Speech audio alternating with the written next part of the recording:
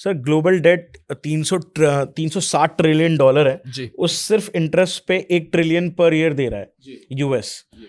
Middle east unstable है, dollar पे pressure है, क्या हम एक बड़े ग्लोबल इकोनॉमिक क्रैश की तरफ जा रहे हैं 2008 से बड़ा, या इससे ज्यादा भी कुछ गहराई में हो सकता है? ज़्यादा भी हो सकता है।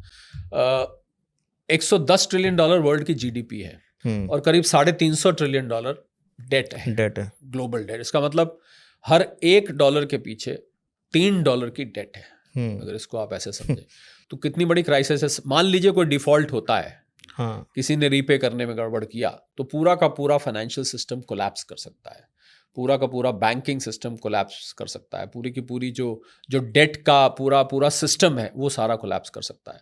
तो I think we are sitting on a debt bomb, मैं उसको बोलता हूँ, एक सर उधार का ये बॉम्ब खड़ा पूरी हुआ है। ये पूरी दुनिया चल कैसे रही है सर? ये इतना उधार पे चल रही है, उधार मांग मांग के चल रही है। आप देखिए ना, 350 ट्रिलियन डॉलर का उधार और 110 ट्रिलियन डॉलर का जीडीपी। जीडीपी होता है goods and services produce by me and you, जो हम सब मिलके करते हैं, और उससे 3 गुना लोन है।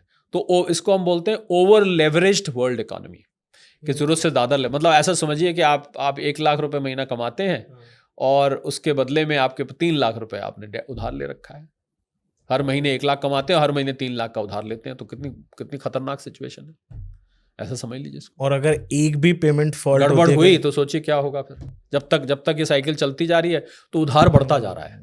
अमेरिका के ऊपर 40 ट्रिलियन डॉलर का उधार है, जो आपने कहा ना 1 ट्रिलियन डॉलर। अब तो अभी जो अपडेटेड डेटा है वो 1 ट्रिलियन डॉलर से ज़्यादा का हम उनसे कर रहे हैं, by the way. 1 trillion dollar से ज़्यादा का ऐड हो रहा है हर साल। ये आपका डेटा, उसमें अब करीब 1.5 ट्रिलियन हर साल ऐड कर रहा है। तो 40 ट्रिलियन डॉलर्स अमेरिका उधार पहुंच चुका है।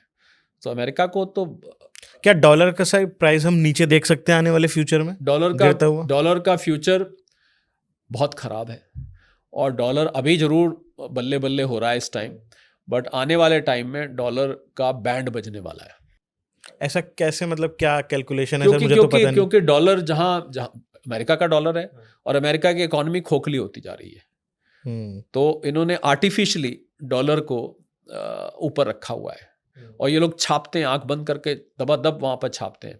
सो आई थिंक दिस विल, जैसे ही अमेरिकन इकोनॉमी कोलैप्स करनी शुरू करेगी, डॉलर अपने आप नीचे जाएगा। इनफैक्ट अमेरिकन इकोनॉमी की इस समय बैकबोन ही डॉलर है। अगर डॉलर नहीं रहा तो अमेरिका को कुछ पूछेगा भी नहीं।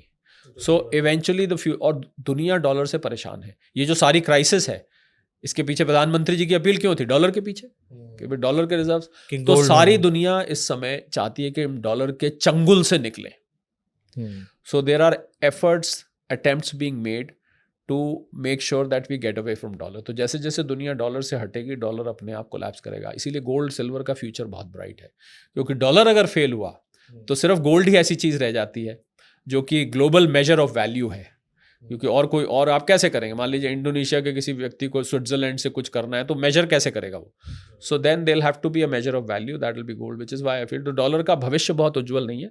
आजकल डॉलर का बोलबाला है क्योंकि क्रूड ऑयल की प्राइस ऊपर जाने की वजह से।